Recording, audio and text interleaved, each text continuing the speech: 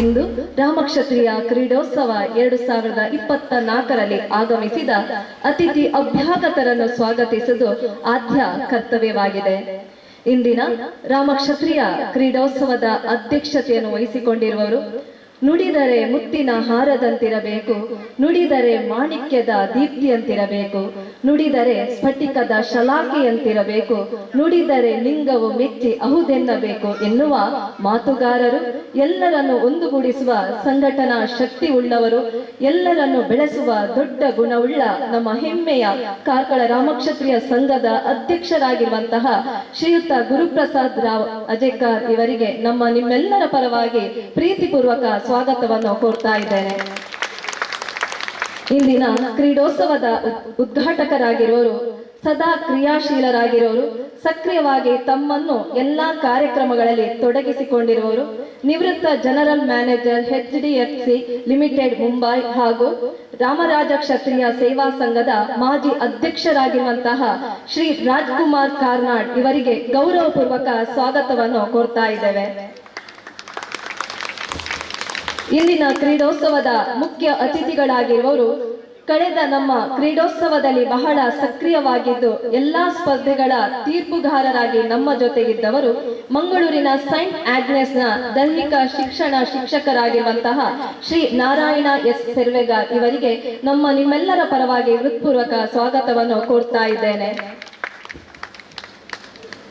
ಕಾರ್ಕಳದಲ್ಲಿ ನಿವೃತ್ತ ಉಪ ತಹಶೀಲ್ದಾರರಾಗಿದ್ದಂತಹ ಶ್ರೀ ವಿಶ್ವನಾಥ್ ಪಿ ಇವರಿಗೆ ನಿಮ್ಮೆಲ್ಲರ ಪರವಾಗಿ ಆದರದ ಸ್ವಾಗತವನ್ನು ಕೋರ್ತಾ ಇದ್ದೇವೆ. ಮತ್ತೋರ್ವ ಮುಖ್ಯ ಅತಿಥಿಯಾಗಿರುವವರು ಹಿರಿಯರು, ನಮ್ಮ ಸಂಘದ ಮಾರ್ಗದರ್ಶಕರಾಗಿರುವಂತಹ ಅಂಡಾರು ಪಡಿಬೆಟ್ಟು ನಿವೃತ್ತ ಮುಖ್ಯೋಪಾಧ್ಯಾಯರಾಗಿದ್ದ ಶ್ರೀ ಪ್ರಭಾಕರ್ ರಾವ್ ಇವರಿಗೆ ಸರ್ವರ ಪರವಾಗಿ ಪ್ರೀತಿಪೂರ್ವಕ ಸ್ವಾಗತವನ್ನು ಕೋರ್ತಾ ಇದ್ದೇವೆ. ಇಲ್ಲಿನ ಕ್ರೀಡಾಕೂಟದಲ್ಲಿ ಗೌರವ ಉಪಸ್ಥಿತಿಯಲ್ಲಿರುವವರು ನಮ್ಮ ಕಾರ್ಕಳ ರಾಮಕ್ಷತ್ರಿಯ ಸಂಘದ ಗೌರವ ಅಧ್ಯಕ್ಷರಾಗಿರುವಂತಹ ಶ್ರೀ ಪ್ರಸನ್ನ ಕೆವಿ ಇವರಿಗೆ ನಿಮ್ಮೆಲ್ಲರ ಪರವಾಗಿ ವಿನಯಪೂರ್ವಕ ಸ್ವಾಗತವನ್ನು ಕೋರ್ತಾ ಇದ್ದೇವೆ. ಕಾರ್ಕಳ ರಾಮಕ್ಷತ್ರಿಯ ಸಂಘದ ಕಾರ್ಯದರ್ಶಿಯಾಗಿರುವಂತಹ ಶ್ರೀ ಪ್ರವೀಣ್ ಕೆ ಇವರಿಗೆ ಸಮಸ್ತರ ಪರವಾಗಿ ಮನಪೂರ್ವಕ ಸ್ವಾಗತವನ್ನು ಬಯಸ್ತಾ ಇದ್ದೇವೆ. ಕಾರ್ಕಳ ರಾಮಕ್ಷತ್ರಿಯ ಸಂಘದ ಕ್ರೀಡಾ ಕಾರ್ಯದರ್ಶಿಯಾಗಿರುವಂತಹ ಶ್ರೀ ಸಂಕೇತ್ ಎನ್ ರಾವ್ ಬೈಲೂರ್ ಇವರಿಗೆ ಇಲ್ಲಿ ನೆರೆದವರ ಪರವಾಗಿ ಆತ್ಮೀಯವಾದ ಸ್ವಾಗತವನ್ನು ಬಯಸ್ತಾ ಇದ್ದೇವೆ.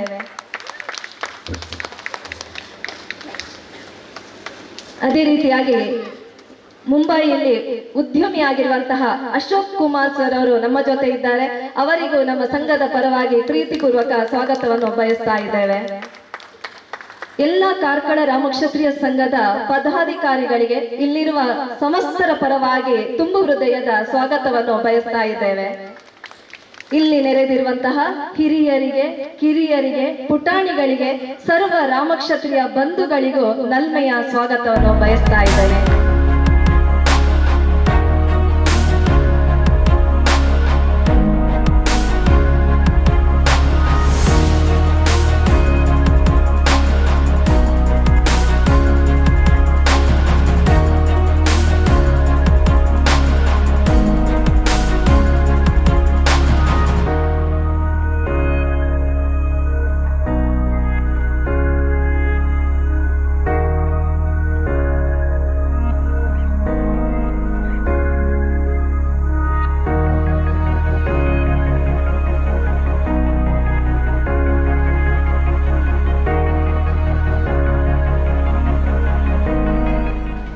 ನಮ್ಮ ಈ ಕ್ರೀಡಾಕೂಟ ಇದರ ಇನಾಗ್ರೇಷನ್ ಅಲ್ಲಿ ಉದ್ಘಾಟನೆಯನ್ನ ನನಗಾಗಿ ಕರೆದಿದ್ದೀರಿ.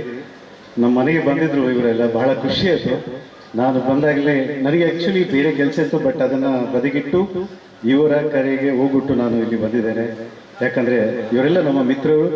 ನೋಡಿ, ಇವತ್ತು ಸಮಾಜದಲ್ಲಿ ಒಳ್ಳೊಳ್ಳೆ ಕೆಲಸ ಮಾಡುವಾಗ ನಾವು ಅವರಿಗೆ ಸಹಕಾರ ಕೊಡಬೇಕು. ಕಾರ್ಕಳ ಸಂಘ ಬಹಳಷ್ಟು ಉತ್ತಮ ಕೆಲಸ ಮಾಡ್ತಿದೆ. ಅದು ಈಗಲ್ಲ, ನನಗೆ ಮೊದಲಿಂದಲೂ ಕೂಡ ನನಗೆ ಗೊತ್ತಿದೆ. ಅವ್ರು ಹೇಳ್ತಾರೆ ಜೋರಾಗಿ ಚಪ್ಪಳೆ ಕಡಿಮೆ. ನಿಮ್ಮ ಕಾರ್ಕಳ ಸಂಘದ ಬಗ್ಗೆ ನಾನು ಹೇಳ್ತಿದ್ದೇನೆ. ಹಾಗೆ ಬಹಳಷ್ಟು ಹೆಸರು ಕೇಳಿದ್ದೇನೆ ಮೊದಲು ಕೂಡ ಕಾರ್ಕಳ ಸಂಘದಲ್ಲಿ. ಅದು ಕೂಡ ಈಗ ಒಂದು ನವ ಯುವಕ ಈ ಗುರು ಪ್ರಸಾದ್ ಇದ್ದಾರೆ, ಬಹಳಷ್ಟು ಒಂದು ಎಂತ ಹೇಳ್ತಾರೆ, ಬಹಳ ಇಂಟ್ರೆಸ್ಟಿನ ಒಂದು ಮನುಷ್ಯ, ಬಹಳ ಒಂದು ಸೌಮ್ಯ ಸ್ವಭಾವದವರು, ಎಲ್ಲರೊಟ್ಟಿಗೆ ಮಿಕ್ಸ್ ಆಗುವಂತ ಮನುಷ್ಯ. ಇದು ಚುಕ್ಕಾಣಿ ಹಿಡ್ಕೊಂಡು ಮುಂದುವರಿತಿದ್ದಾರೆ. ಅವರಿಗೆ ನೀವೆಲ್ಲ ಸಪೋರ್ಟ್ ಮಾಡಿ.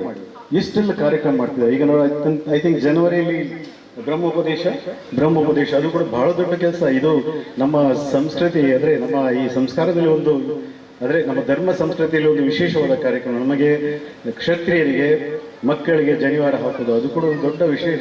ನೀವೆಲ್ಲ ಸಹಾಯ ಮಾಡಿ ಅವರಿಗೆ. ಕ್ರೀಡೆ ಸಹ ಒಂದು. ಆದ್ರೆ ನೋಡಿ, ನಮಗೆ ನಾನು ಬಾಂಬೆಯಲ್ಲಿ ಅಧ್ಯಕ್ಷನಾಗಿ ಈಗ ರಿಟೈರ್ಡ್ ಆಗಿ, ಅಂದ್ರೆ ಮಾಜಿ ಆಗಿ ಬಂದಿದ್ದೇನೆ. ಅವರು ಒಬ್ರು ಇಲ್ಲಿ ಕಾಣ್ತಿದ್ದಾರೆ, ಅವರು ಕೂಡ ಬಾಂಬೆಲಿ ಇದ್ರು. ಹೌದು, ಹಿಂದಿರ ಇವರಿಗೆ. ಹಾಗೆ ಸೊ ಅಲ್ಲಿ ನಮಗೆ ಸ್ಥಳಾವಕಾಶ ಇಲ್ಲ. ಈ ಕ್ರೀಡೆ ಮಾಡ್ಲಿಕ್ಕೆ ಯಾವುದೂ ಇಲ್ಲ. ಏನಿದ್ರು ಬಹಳಷ್ಟು ವೆಚ್ಚ, ಅಂದ್ರೆ ಕಷ್ಟ. ಈ ಒಂದು ಜಾಗ ತಗೊಳ್ಬೇಕಾದ್ರೆ ನಮ್ದೊಂದು, ಅಂದ್ರೆ ಒಂದು ದಿವಸ ಬಾಡಿಗೆ ಕೂಡ ಒಂದು 40-50 ಸಾವಿರ ಕೊಡ್ಬೇಕು. ಆದ್ರೂ ನಾವು ಕ್ರೀಡಾಕೂಟ ಅಲ್ಲಿ ಕೂಡ ಮಾಡಿದ್ದೇವೆ. ಸೊ ಇಲ್ಲಿ ನಿಮಗೆ ನೋಡಿ, ಬಹಳ ಇಷ್ಟೆಲ್ಲ ಒಂದು ಸವಲತ್ತಿದೆ, ಇಷ್ಟೆಲ್ಲ ಒಂದು ಕಾರ್ಯಕ್ರಮ ನಡೆಯುವಾಗ ನಾವೆಲ್ಲವರಿಗೆ ಸಪೋರ್ಟ್ ಮಾಡಬೇಕು. ಕ್ರೀಡಾಕೂಟದಲ್ಲಿ ನೋಡಿ, ಇದರಲ್ಲಿ ಸೋಲು ಗೆಲುವು ಅಂತ ಎರಡು ಇರ್ತದೆ. ಮಕ್ಕಳಾಗ್ಲಿ ದೊಡ್ಡವರಾಗ್ಲಿ ಎಲ್ಲ ಕ್ರೀಡಾಪಟುಗಳಿಗೆ ನಾನು ಏನ್ ಹೇಳುದಂದ್ರೆ, ಸೋಲು ಗೆಲುವು ಎರಡು ಮುಖ. ಸೋತ್ರೆ ಏನು ಬೇಜಾರು ಮಾಡಬೇಡಿ, ಸೋಲೇ ಗೆಲುವಿನ ಮೂಲ ಅಂತ ಹೇಳಿದ್ದಾರೆ ಹಿರಿಯರು. ಆ ತರ ನಂಬಿ ಸೋಲನ್ನು, ಅಂದ್ರೆ ಸೋತ ಒಂದು ಯಾವಾಗ ನೋಡಿ, ಅವನು ಪುನಃ ಕಲಿತಿರ್ತಾನೆ, ಪುನರಪಿ ಅಭ್ಯಾಸ ಮಾಡ್ತಾ ಇರ್ತಾನೆ. ಗೆದ್ದವನದ್ರಲ್ಲಿ ಸ್ವಲ್ಪ ಒಂದು ಹೆಮ್ಮೆ ಇರ್ತದೆ, ಅದೇ ನಾನು ಗೆದ್ದಿದ್ದೆ, ನನಗೇನು ತೊಂದರೆ ಇಲ್ಲ, ಪ್ರಾಕ್ಟೀಸ್ ಮಾಡಿದ್ರು. ಅದೇ ನೆಕ್ಸ್ಟ್ ಟೈಮ್ ಪ್ರಾಕ್ಟೀಸ್, ಇದು ಕಾಂಪಿಟೇಷನ್ ಆಗುವಾಗ ಗೆದ್ದವ ಸೋಲು ಚಾನ್ಸಸ್ ಜಾಸ್ತಿ, ಯಾಕಂದ್ರೆ ಸೋತವ ಪ್ರಾಕ್ಟೀಸ್ ಮಾಡಿದ್ದು ಜಾಸ್ತಿ. ಸೊ ಹಾಗಿರುವಾಗ ಸೋಲು ಗೆಲುವು ಎರಡು ನಮ್ಮ ಈ ಕ್ರೀಡೆಯ ಮುಖಗಳು. ಅದರಲ್ಲಿ ಸೋತವ್ರು ಯಾರು ಬೇಜಾರು ಮಾಡದೆ ಒಳ್ಳೆ ರೀತಿಯಲ್ಲಿ ಆಡಿ ಇದನ್ನೆಲ್ಲ ಒಂದು ಫನ್ ಅಂತ ತಗೊಳ್ಳಿ. ವಿಶೇಷ ಅಂದ್ರೆ ಇವತ್ತಿನ ಒಂದು ಕಾರ್ಯಕ್ರಮ ಅಂದ್ರೆ, ಈ ಕ್ರೀಡಾ ಅಂದ್ರೆ ಈ ಒಲಿಂಪಿಕ್ ಕ್ರೀಡಾ ಅಂತದಲ್ಲ. ಇದು ಜಸ್ಟ್ ನೋಡಿ, ಅಲ್ಲಿ ಸೈಕಲ್ ಕೂಡ ನಿಲ್ಲಿಸಿದ್ದಾರೆ. ಬೆಳಿಗ್ಗೆ ನಾನು ಬರುವಾಗ ಟೈರ್ ಕೂಡ ಇಲ್ಲಿ ಕೊಂಡೋಗಿಟ್ಟಿದ್ದಾರೆ. ಅದು ಕೂಡ ಏನೊಂದು ಗೇಮ್ ಇರ್ಬೋದು. ಅಂತೂ ಈ ಗ್ರಾಮೀಣ ಕ್ರೀಡಾ ಅಂದ್ರೆ ನಾವಿಲ್ಲಿ ಸಣ್ಣ ಬಾಲ್ಯದಲ್ಲಿ ಆಡ್ತಿರುವಂತ ಕ್ರೀಡೆಗಳಲ್ಲಿ ಇಲ್ಲಿ ಇಟ್ಟಿದ್ದಾರೆ. ಬಹಳ ಸಂತೋಷ. ಬೇರೆ ಕಡೆಯಲ್ಲಿ ನೋಡಿದ್ರೆ ನೋಡಿ, ಅದು ಇದು 100 ಮೀಟರ್ ಓಟ, 200 ಮೀಟರ್ ಓಟ ಅದೆಲ್ಲ ಇರ್ತದೆ. ಆದ್ರೆ ಹಾಗಲ್ಲ, ಇಲ್ಲಿ ಒಂದು ಬೇರೆ ವಿಶಿಷ್ಟ ರೀತಿಯ ಒಂದು ಕ್ರೀಡಾಕೂಟ ಮಾಡ್ತಿದ್ದಾರೆ. ಸಂತೋಷ. ಹಾಗೆ ನಾನು ಹೆಚ್ಚಿಗೆ ಹೇಳಲಿಕ್ಕೆ ಹೋಗುದಿಲ್ಲ, ಯಾಕಂದ್ರೆ ಇಲ್ಲಿ ಬಿಸಿಲು ಜಾಸ್ತಿ ಇದೆ. ನಿಮ್ಗೆ ಆದ್ರೂ ಒಳ್ಳೇದು, ಯಾಕಂದ್ರೆ ಸ್ವಲ್ಪ ನೆರಳಲ್ಲಿ ಹೌದೌದು. ಸೊ ಹಾಗೆ ನಾನು ಹೆಚ್ಚು ಹೇಳಿಕ್ಕೆ ಹೋಗುದಿಲ್ಲ, ಯಾಕಂದ್ರೆ ನನ್ನೊಟ್ಟಿಗೆ ಇದ್ದವರೆಲ್ಲ ಬಿಸಿಲಲ್ಲಿ ಸ್ವಲ್ಪ ಇದಾಗ್ತಿದ್ದಾರೆ. ಪರವಾಗಿಲ್ಲ. ಅಂತೂ ನನ್ನನ್ನು ಈ ಉದ್ಘಾಟನೆಯ ಸಮಾರಂಭಕ್ಕಾಗಿ ಕರೆದಿದ್ದೀರಿ. ಕಾರ್ಕಳ ರಾಮಕ್ಷತ್ರಿಯದ ಅಧ್ಯಕ್ಷ ಮತ್ತು ಕಾರ್ಯಕಾರಿ ಸಮಿತಿಗೆ ಪುನರಪಿ ನಾನು ಒಂದೇನು ಧನ್ಯವಾದವನ್ನು ಸಲ್ಲಿಸುತ್ತಿದ್ದೇನೆ. ಹಾಗೆ ನಾನು ಕೂಡ ರಾಜ್ಯ ಮಟ್ಟದ ಕ್ರೀಡಾಪಟು ಆಗಿ ದೂರಗಾಮಿ ಓಟ ಅಂದ್ರೆ ಲಾಂಗ್ ಡಿಸ್ಟೆನ್ಸ್ ನಲ್ಲಿ ಭಾಗವಹಿಸಿದವ. ಹಳ್ಳಿಗಾಡಿನಲ್ಲಿ ನಮ್ಗೆ ಶೂ ಅನ್ನ ಪರ್ಚೇಸ್ ಮಾಡಿ ಕೊಡಿ ಅಂತ ಹೇಳಿದ್ರೆ ಅದಕ್ಕೆ ಅವರ ತಪ್ಪಲ್ಲ, ಅದರ ಮೌಲ್ಯ ಅವರಿಗೆ ಗೊತ್ತಿರುವುದಿಲ್ಲ. ಯಾಕಂತ ಹೇಳಿ ಓಡುವವನಿಗೆ ಮಾತ್ರ ಗೊತ್ತಿರ್ತದೆ. ಅದೇ ರೀತಿ ಬರೇ ಕಾಲ್ನಲ್ಲಿ ನಾನು ಬೆಂಗಳೂರಿನ ಟಾಟಾ ಇನ್ಸ್ಟಿಟ್ಯೂಟ್ನವರು ರಾಜ್ಯ ಮಟ್ಟದ ಕ್ರೀಡಾಕೂಟ ಆಯೋಜನೆ ಮಾಡಿದಾಗ ಬರೇ ಕಾಲ್ನಲ್ಲಿ ಓಡಿ 3rd ಪ್ಲೇಸ್ ಬಂತು. ಯಾಕಂದ್ರೆ ಒಂದು ಕಾಲ್ನ ಶೂ ತಪ್ಪಿ ಹೋಗಿದೆ, ಒಂದು ಕಾಲ್ನ ಶೂನಲ್ಲಿ ಮಾತ್ರ ಮತ್ತೆ ಬಂದು ಫಿನಿಶ್ ಮಾಡಿ ನೋಡುವಾಗ ಕಾಲ್ನ ರಕ್ತ ಬರ್ತಾ ಇತ್ತು. ಯಾಕೆ ಇದು ಹೇಳ್ತಿದ್ದೇನೆ ಅಂತ ಹೇಳಿದ್ರೆ, ಕಷ್ಟಗಳು ಬರ್ಬೇಕು. ಕಷ್ಟಗಳು ಬಂದ ಮೇಲೆ ಅದೇ ಕಷ್ಟದಲ್ಲಿ ನಾವಿರಬಾರ್ದು, ಮೇಲೆ ಅದು ನಮಗೆ ಭವಿಷ್ಯಕ್ಕೆ ಜೀವನಕ್ಕೆ ಪಾಠ ಆಗ್ತದೆ. ಕ್ರೀಡೆಯಲ್ಲಿ ಸರ್ ಹೇಳಿದ ಹಾಗೆ ಸೋಲ್ಬೇಕು. ಯಾವಾಗ ಸೋಲ್ತೇವೋ ಆಗ ಇನ್ನೊಂದು ಸ್ಟೆಪ್ ಇಡ್ಲಿಕ್ಕೆ ಆಗ್ತದೆ.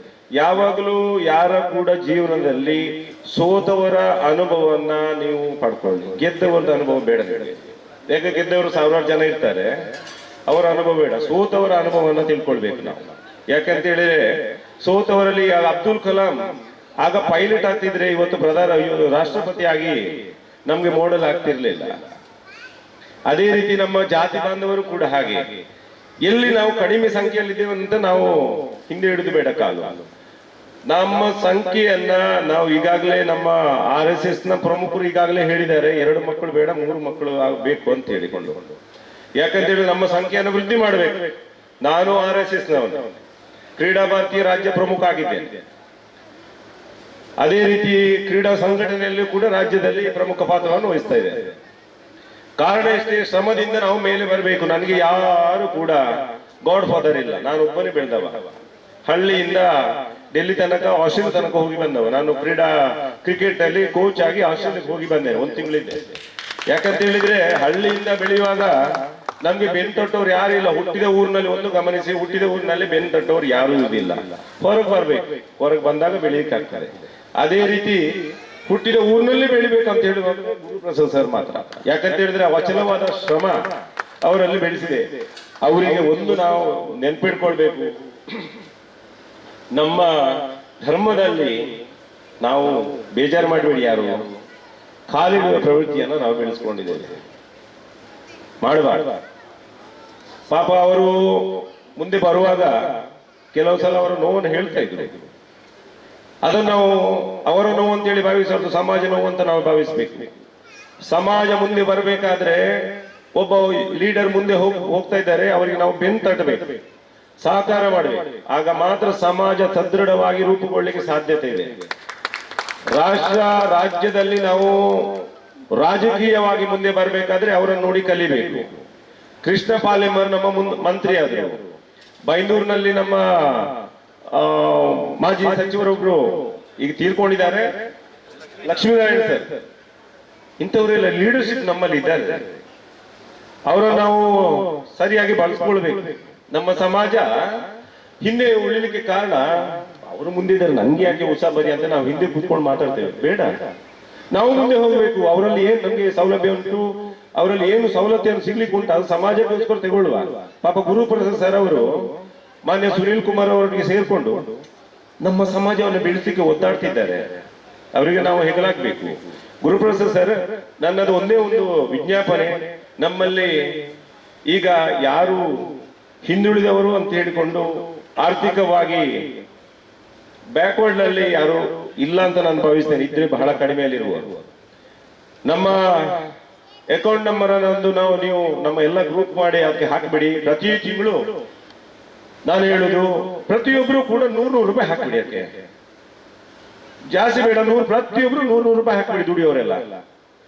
ನಮ್ಗೆ ಸಂಘಟನೆಗೆ ಏನು ಕೊರತೆ ಆಗ್ಲಿಕ್ಕಿಲ್ಲ ಸರ್. ನೀವು ತಪ್ಪು ಭಾವಿಸ್ಬೇಡಿ. ಯಾಕಂತ ಹೇಳಿದ್ರೆ ನಾವೆಲ್ಲ ದುಡಿಯೋರು, ವಿಶ್ರಾಂತ ಜೀವನಕ್ಕೆ ಹೋದ್ರೂ ಕೂಡ ಏನಾದ್ರೂ ಸ್ವಲ್ಪ ಬರ್ತಾ ಇರ್ತದೆ. ಕೃಷಿಯಲ್ಲಿ ತೊಡಗಿಸ್ಕೊಳ್ತಿರ್ತೇವೆ, ಏನಾದ್ರೂ ಒಂದು ಬರ್ತಾ ಇರ್ತದೆ. ಅದರಿಂದ ಸಮಾಜಕ್ಕೆ ನಾವು ಕೊಡುಗೆ ಕೊಡಲೇಬೇಕು. ಸಮಾಜಕ್ಕೆ ಕೊಡುಗೆ ಕೊಟ್ಟಾಗ ನಮ್ಮ ಸಮಾಜ ಸದೃಢವಾಗಿ ನಿಲ್ತದೆ. ಈಗ ಬೇರೆ ಬೇರೆ ಸಮಾಜದವರು ಬಹುಸಂಖ್ಯಾತರಾಗಿ ವಿಜೃಂಭಿಸಲಿಕ್ಕೆ MLA ಸೀಟ್ ಇಷ್ಟು ಕೊಡಿ ಅಂತ ಹೇಳ್ತಾರೆ, ಹಕ್ಕಿನಿಂದ ಕೇಳ್ತಾರೆ. ನಮ್ಮಲ್ಲಿ ಕೇಳಲಿಕ್ಕೆ ವಾಯ್ಸ್ ಇಲ್ಲ, ಯಾಕಂದ್ರೆ ಸಂಖ್ಯೆ ಉಂಟು ನಮ್ಮದು. ಒಗ್ಗಟ್ಟಾಗಿ ವಾಯ್ಸ್ ಅಲ್ಲಿ ಬರುವುದಿಲ್ಲ. ಅದಕ್ಕೆ ನಾವು ಒಗ್ಗಟ್ಟಾಗಬೇಕು. ಒಗ್ಗಟ್ಟಿನಿಂದ ನಾವು ನಮ್ಮ ಡಿಮಾಂಡ್ ಅನ್ನ ಕೇಳಬೇಕು. ಅದಕ್ಕಿಂತ ಮೊದಲು ನಾವು ಸಾಮರ್ಥ್ಯವನ್ನ ಸಾಬೀತು ಮಾಡಬೇಕು. ನಮ್ಮಲ್ಲಿ ಕೂಡ ಅಂತಾರಾಷ್ಟ್ರೀಯ ಕ್ರೀಡಾಪಟುಗಳೆಲ್ಲ ಭಾಗವಹಿಸಿದ್ದಾರೆ. ಅಂತಾರಾಷ್ಟ್ರೀಯ ಮಟ್ಟದಲ್ಲಿ ಬೆನ್ನು ತಟ್ಟಿದವರು ಯಾರಿದ್ದಾರೆ ನಮ್ಮಲ್ಲಿ? ನಮ್ಮ ಸಂಘಟನೆ ಮಾತ್ರ ಹೆಚ್ಚಾಗಿ ಬೆನ್ನು ತಟ್ಟುತ್ತದೆ. ಸುದೀಪ್ ಕುಮಾರ್ ಅಂತೇಳಿ ನಮ್ಮ ನೆರೆಮನೆಯ ಹುಡುಗ ಇವತ್ತು ಬಂದಿದ್ದಾನೆ ಇಲ್ಲ. ಅವನು ಮೊನ್ನೆಯಿಂದ ಮ್ಯಾರಥಾನ್ ನಲ್ಲಿ, ನನ್ನ ಹಾಗೆ ಒಬ್ಬ ಕ್ರೀಡಾಪಟು ಮ್ಯಾರಥಾನ್ ನಲ್ಲಿ ಸತತವಾಗಿ ಗೋಲ್ಡ್ ಮೆಡಲ್, ಸಿಲ್ವರ್ ಮೆಡಲ್ ಪಡ್ಕೊಂಡು ಬರ್ತಾ ಇದ್ದಾರೆ. ಅವನಿಗೆ ಕೂಡ ಬೆನ್ನು ತಟ್ಟಬೇಕು. ನಾವು ಇಂಥದ್ದೆಲ್ಲ ಕಾರ್ಯವನ್ನು ಮಾಡಬೇಕು. ಈಗ ನಾವು ಎಲ್ಲ ಅತಿಥಿಗಳು ಬಿಸಿಲಲ್ಲಿ ಕುತ್ಕೊಳ್ಳಿ ಸೇರಿ, ನೀವು ನೆರಳಲ್ಲಿ ಕುತ್ಕೊಳ್ಳಿ. ಇದು ಭಾರಿ ಒಳ್ಳೆ ಪ್ರಯೋಗ. ಯಾಕಂತ ಹೇಳಿದ್ರೆ ಜಾಸ್ತಿ ಮಾತಾಡಬಾರ್ದು ಅಂತೇಳಿ ಒಳ್ಳೆ ಪ್ರಯೋಗ ಗುರುಪ್ರಸಾದ್ ಸರ್. ಇಲ್ಲಿ ವೇದಿಕೆಯಲ್ಲಿ ಮೈಕ್ ಸಿಕ್ಕಿದ್ರೆ ಕೆಲವರು ಜಾಸ್ತಿ ಮಾತಾಡ್ತಾರೆ ನಮ್ಮಂತವರೆಲ್ಲ. ಹಾಗೆ ಇಲ್ಲಿಗೆ ನನ್ನ ಮಾತನ್ನು ಮುಗಿಸ್ತೇನೆ. ಹೇಳಲಿಕ್ಕೆ ತುಂಬಾ ಇದೆ, ಆದ್ರೆ ಅವರ ಮುಖದಲ್ಲೆಲ್ಲ ಬೆವರು ಕಾಣ್ತಾ ಉಂಟು. ನನಗೆ ಅವಕಾಶಕ್ಕಾಗಿ ವಂದಿಸ್ತೇನೆ. ಮುಂದೆ ನಾವು ಕ್ರೀಡೆ ಅನ್ನೋದು ಬಹುಶಃ ಪರಸ್ಪರರಲ್ಲಿ ಸ್ನೇಹ ಬಾಂಧವ್ಯ ಬೆಳೆಸಲಿಕ್ಕಿರುವಂತಹ ಒಂದು ಮಾಧ್ಯಮ. ಕ್ರೀಡೆಯ ಮುಖಾಂತರ ನಾವು ಪರಸ್ಪರ ಪರಿಚಯಿಸ್ತರಾಗ್ತೇವೆ, ಪರಸ್ಪರ ಶೇರ್ ಮಾಡ್ಕೊಳ್ತೇವೆ. ಅದಕ್ಕಾಗಿ ನಮ್ಮ ಸಂಘದವರು, ಅಧ್ಯಕ್ಷರು ಮತ್ತೆ ಅವರ ದೊಡ್ಡ ಟೀಮೇ ಇದೆ. ಗುರುಪ್ರಸಾದ್ ಅವರ ದೊಡ್ಡ ಟೀಮೇ ಇದೆ. ನಾನು ಬಹುಶಃ ಎಲ್ಲರ ಹೆಸರು ಹೇಳಲಿಕ್ಕೆ ಇಲ್ಲಿ ಸಮಯ ಸಾಕಾಗ್ಲಿಕ್ಕಿಲ್ಲ. ಅವಕಾಶ ಮಾಡಿಕೊಟ್ಟಿದ್ದಾರೆ. ಪ್ರಪ್ರಥಮವಾಗಿ ಆದ್ಯತೆ ಮೇಲೆ ಅವರಿಗೆ ನಾನು ವಂದನೆಗಳನ್ನು ಸಲ್ಲಿಸಿಕೊಳ್ತಾ ಇದ್ದೇನೆ. ಇನ್ನು ವಿಷಯದ ಬಗ್ಗೆ ಹೇಳುತ್ತಿದೆ ನಮ್ಮ ನಾರಾಯಣ್ ಸರ್ ಅವರು, ನನ್ನ ಊರಿನ ನೆರೆಯವರು, ಶಿರ್ಲಾಲ್ನವರು. ಕೆಲಸ ಮಾಡ್ತಾ ಇರೋದು ಅವ್ರದ್ದು ಕರ್ಮಭೂಮಿ ಮಂಗಳೂರಾದ್ರೂ ಕೂಡ ನಮ್ಮ ಸಮಾಜದ ಬಗ್ಗೆ ಹೆಚ್ಚು ತಿಳ್ಕೊಂಡಿದ್ದಾರೆ. ಚಿಕ್ಕ ವಯಸ್ಸು, ಮೂರ್ತಿ ಚಿಕ್ಕದಾದ್ರೂ ಕೀರ್ತಿ ದೊಡ್ಡದು. ಬಹಳಷ್ಟು ತಿಳ್ಕೊಂಡು ಸಮಾಜದ ಬಗ್ಗೆ ಆಳವಾಗಿ ಅಧ್ಯಯನ ಮಾಡಿ ಕೆಲವು ಹಿತವಚನಗಳನ್ನು ನೀಡಿದ್ದಾರೆ. ನಾವು ಸಾಧ್ಯ ಆದ್ರೆ ಅದನ್ನು ಫಾಲೋ ಮಾಡುವ. ಟೀಕೆ ಬೇಡ, ದಯವಿಟ್ಟು ಟೀಕೆ ಬೇಡ. ಟೀಕೆ ಮಾಡಿದಾಗ ಮುಂದೆ ಹೋಗ್ತಾ ಇರುವಂತ ನಮ್ಮ ಗುರುಪ್ರಸಾದ್ ಸರ್ ಮತ್ತು ಅವರ ಟೀಮು, ನಮ್ಮ ಅಂಬಾಪ್ರಸಾದ್ ಇದ್ದಾರೆ, ಅವರಿಗೆಲ್ಲ ಏನಾಗುತ್ತೆ ಅಂತೇಳಿ ಹಿಂಜರಿಕೆ ಉಂಟಾಗ್ತದೆ. ಅದನ್ನೆಲ್ಲವನ್ನು ಮೀರಿ ಬೆಳೆದವರು ಗುರುಪ್ರಸಾದ್ ಮತ್ತೆ ಅವರ ಟೀಮು, ಅದನ್ನು ಹೇಳಲಿಕ್ಕೆ ಇಷ್ಟಪಡ್ತಿದ್ದೇನೆ. ಆದ್ರೆ ಸಾಧ್ಯ ಆದ್ರೆ ಬೆನ್ತಟ್ಟುವ, ಸಾಧ್ಯ ಆದ್ರೆ ಸಪೋರ್ಟ್ ಮಾಡುವ, ಸಾಧ್ಯ ಆದರೆ ಭಾಗವಹಿಸುವ. ದಯವಿಟ್ಟು ಪರಸ್ಪರ ಟೀಕೆ ಮಾಡುವುದನ್ನು ಬಿಟ್ಟು, ಕಾರ್ಯಕ್ರಮ ಅಂದುಕೊಳ್ಳಿ ಬಹಳಷ್ಟು ಲೋಪದೋಷಗಳು ಇರ್ತವೆ. ಬೊಟ್ಟು ಮಾಡಿ ತೋರಿಸುವುದು ಬಹಳ ಸುಲಭ, ಅದು ಅವರಿಗೆ ಗೊತ್ತು. ನಿನ್ನೆ ಅವರ ಟೀಮ್ ಮತ್ತು ನಾನು ಇಲ್ಲಿ ಬಂದಿದ್ದೆ, ಟ್ರ್ಯಾಕ್ ಹಾಕಬೇಕು ಅಂತ ಬಂದಾಗ ಅವರ ಕೃಪೆಯಿಂದ ಏನು ಮಾಡ್ಲಿಕ್ಕೂ ಆಗ್ಲಿಲ್ಲ. ಆದ್ರೂ ದೂರದ ಅಜಕಾರ್ನಲ್ಲಿ ಇದ್ಕೊಂಡು ಇಲ್ಲಿನ ನಮ್ಮ ಕಾರ್ಕಳದ ಸಮಾಜ ಬಾಂಧವರನ್ನು ಒಟ್ಟು ಮಾಡಿಕೊಂಡು ಇಷ್ಟು ದೊಡ್ಡ ಕಾರ್ಯಕ್ರಮ ಹೇಳಿಕೆ ಸುಲಭ. ಸಣ್ಣ ಕ್ರೀಡಾಮಠ ನಮ್ದು ವಾರ್ಷಿಕ ಕ್ರೀಡೋತ್ಸವ. ಯಾವುದೇ ವಾರ್ಷಿಕೋತ್ಸವಕ್ಕೆ ಕಡಿಮೆ ಆಗದ ರೀತಿಯಲ್ಲಿ ಒಂದು ಕಾರ್ಯಕ್ರಮ ಮಾಡಿಕೊಳ್ಳುತ್ತಿದ್ರೆ ಅದು ಗುರುಪ್ರಸಾದ್ ಅವರ ನೇತೃತ್ವ. ಅಜಕಾರ್ನಲ್ಲಿ ನಾನು ನೋಡಿದ್ದೇನೆ, ಸಾರ್ವಜನಿಕ ಗಣೇಶೋತ್ಸವ ಇವತ್ತು ಅಷ್ಟು ವಿಜೃಂಭಣೆಯಿಂದ ನಡೆಯುತ್ತಿದ್ರೆ ಬಿಕಾಸ್ ಆಫ್ ಯು. ನಾವು ಹೆಮ್ಮೆ ಪಡಬೇಕು. ನಮ್ಮ ಸಮಾಜದ ಒಬ್ಬ ವ್ಯಕ್ತಿಯಲ್ಲಿ ಮುಂಚೂಣಿಯಲ್ಲಿ ನಿಂತುಕೊಂಡು, ಅಲ್ಲಿ ಬೇರೆ ಸಮಾಜದವರು ಇಲ್ವಾ? ತುಂಬಾ ಜನ ಇದ್ದಾರೆ, ಮಾಡಿ ನೋಡಿದವರು ಇದ್ದಾರೆ. ಆದ್ರೆ ಇವತ್ತಿಗೆ ನಾನು ಹೆಮ್ಮೆ ಪಟ್ಕೊಳ್ಳೋದು, ಬೇರೆ ಸಮಾಜದವರು ಕೂಡ ನಮ್ಮ ಸಮಾಜದ ಒಬ್ಬ ವ್ಯಕ್ತಿಯನ್ನು ಮುಂಚೂಣಿಯಲ್ಲಿ ಇಟ್ಟುಕೊಂಡು ಅವರಿಗೆ ಬೆನ್ನು ತಟ್ಟಿ ಅವರಿಗೆ ಕ್ಲಾಪ್ ಕೊಡ್ತಾರ ಅಂದ್ರೆ ಇದು ಕಾಲರ್ ಅಪ್ ಮಾಡ್ಕೊಳ್ಳುವಂತ ವಿಚಾರ. ಈ ನಿಟ್ಟಿನಲ್ಲಿ ಕಾರ್ಕಳ ತಾಲೂಕಿನ ಅಧ್ಯಕ್ಷರಾಗಿ ಆಯ್ಕೆ ಆದದ್ದವರು ನಮ್ಮ ಹೆಮ್ಮೆ, ನಮ್ಮ ಗುರುಪ್ರಸಾದ್ ನಮ್ಮ ಹೆಮ್ಮೆ. ಅವರ ಎಲ್ಲ ಕಾರ್ಯಕ್ರಮಕ್ಕೆ ನಮ್ಮ ಅಳಿಲ ಸೇವೆಯನ್ನು ಕೊಟ್ಟು ಅವರಿಗೆ ಪ್ರೋತ್ಸಾಹ ಮಾಡುವಂತ ನಿಮ್ಮೆಲ್ಲರಿಗೆ ಕರಜೋಡಿಸಿ ವಿನಂತಿ ಮಾಡ್ಕೊಂಡು ನನ್ನ ಮಾತು ಮುಗಿಸ್ತೀನಿ. ಅತ್ಯಂತ ಕ್ರಿಯಾಶೀಲ, ಅತ್ಯಂತ ಚಟುವಟಿಕೆಯುಕ್ತ ನಮ್ಮ ಕಾರ್ನಾಡ್ ಸರ್ ಅವರು ಬಂದು ನಮ್ಮ ಇವತ್ತು ದೀಪವನ್ನು ಪ್ರಜ್ವಲನ ಮಾಡಿದ್ದಾರೆ. ಅದೇ ರೀತಿಯಲ್ಲಿ ವೇದಿಕೆಯಲ್ಲಿರುವಂತಹ ಎಲ್ಲ ಅತಿಥಿಗಳೇ, ಹೆಚ್ಚೇನು ಮಾತಾಡ್ಲಿಕ್ಕೆ ಹೋಗುದಿಲ್ಲ. ಒಂದು ಸಣ್ಣ ಕಥೆ ಹೇಳ್ತೇನೆ. ಒಂದು ದಿನ ಒಂದು ಕಾಡಲ್ಲಿ ಒಂದು ಸಿಂಹ ನಡ್ಕೊಂಡು ಹೋಗ್ತಾ ಇತ್ತಂತೆ. ಸಿಂಹ ಸ್ನಾನ ಮಾಡಲಿಲ್ಲ, ವಾಸನೆ ಬರ್ತಾ ಇತ್ತು. ಒಂದು ಮೊಲದ ಹತ್ರ ಕೇಳ್ತಂತೆ, ನಾನು ವಾಸನೆ ಬರ್ತಾ ಇದ್ದೇನಾ ಅಂತ. ಅದಕ್ಕೆ ಮೊಲ ಹೇಳಿತು, ಸತ್ಯ ಹೇಳಿತು ಅದು ಪಾಪ, ಹೌದು ವಾಸನೆ ಬರ್ತಾ ಇದ್ದಿ ಅಂತ. ಓಡಿ ನನಗೆ ವಾಸನೆ ಅಂತ ಹೇಳ್ತೀಯ ಅಂತೇಳಿ ಸಿಂಹ ಅದನ್ನು ತಿಂದು ಬಿಡ್ತಾ. ಮೊಲ ಸತ್ತೋಯ್ತು, ಅದರ ಆಹಾರ ಆಯ್ತು. ಇನ್ನು ಸ್ವಲ್ಪ ದೂರ ಹೋಗುವಾಗ ಒಂದು ಜಿಂಕೆ ಸಿಕ್ಕಿದಂತೆ. ಜಿಂಕೆ ಹತ್ರ ಹೋಗಿ ಸಿಂಹ ಕೇಳ್ತದೆ, ನಾನು ವಾಸನೆ ಬರ್ತಾ ಇದ್ದೇನಾ ಅಂತ. ಈಗ ಜಿಂಕೆ ತಲೆ ಓಡಿಸ್ತು, ಅವನು ಮೊಲ ಸತ್ತೋಗಿದ್ದಾನೆ, ನಾನು ಹಾಗೆ ಹೇಳಬಾರ್ದು. ಇಲ್ಲಪ್ಪ, ನೀನು ಭಾರಿ ಪರಿಮಳ ಬರ್ತೀಯ ಅಂತ ಹೇಳ್ತೇನೆ. ಸುಳ್ಳು ಹೇಳ್ತೀಯ ಅಂತೇಳಿ ಜಿಂಕೆಯನ್ನ ತಿಂತಾನೆ. ಇದರ ಉದ್ದೇಶ ಏನಂದ್ರೆ, ಬಲಿಷ್ಠರು ಸಿಂಹದ ಉದ್ದೇಶ ಏನು? ತಿನ್ನುವುದೇ. ಮೊಲನ್ನಾದ್ರೂ ತಿನ್ನೋದು, ಜಿಂಕೆನಾದ್ರೂ ತಿನ್ನೋದು, ಕಾರಣ ಬೇಡ. ಹಾಗಾಗಿ ಬಲಿಷ್ಠರು ಅವರು ಡಾಮಿನೇಟ್ ಮಾಡ್ತಾ ಇರ್ತಾರೆ. ಅವರ ಉದ್ದೇಶ ಡಾಮಿನೇಟ್ ಮಾಡುವುದೇ. ನಾವು ಸಂಖ್ಯೆಯಲ್ಲಿ ಇದ್ರೆ ಸಾಕಾಗುದಿಲ್ಲ, ಚದುರಿ ಹೋಗಿದ್ದೇವೆ. ಅದು ಸಂಘಟನೆಯಲ್ಲಿ ಇರಬೇಕು. ಸಂಘಟನೆ ಇದ್ರೆ ಮಾತ್ರ ಒಂದು ನಮ್ಗೆ ಪ್ರಾಬಲ್ಯ ಬರ್ತದೆ. ಹಾಗಾಗಿ ನಾವು ಬಲಿಷ್ಠರೊಟ್ಟಿಗೆ ಹೋರಾಟ ಮಾಡ್ಬೇಕು. ಅದು ರಾಮಕ್ಷತ್ರ ಸಮಾಜ ಇರ್ಬೋದು, ಹಿಂದೂ ಸಮಾಜ ಇರ್ಬೋದು. ಆ ಮಾನಸಿಕತೆ, ನಾವು ಬಲಿಷ್ಠ ಮಾನಸಿಕತೆ ತಗೊಳ್ಬೇಕು. ನಾವು ಪ್ರಬಲ ತಡೆ ಒಡ್ಡಬೇಕು, ಶಕ್ತಿಯನ್ನು ಪಡಿಬೇಕು. ಶಕ್ತಿಯನ್ನು ಪಡೆಯುವುದಕ್ಕೋಸ್ಕರವಾಗಿ, ಸಂಘಟನೆಯನ್ನು ಪಡೆಯುವುದಕ್ಕೋಸ್ಕರವಾಗಿ ಈ ಕ್ರೀಡೋತ್ಸವ.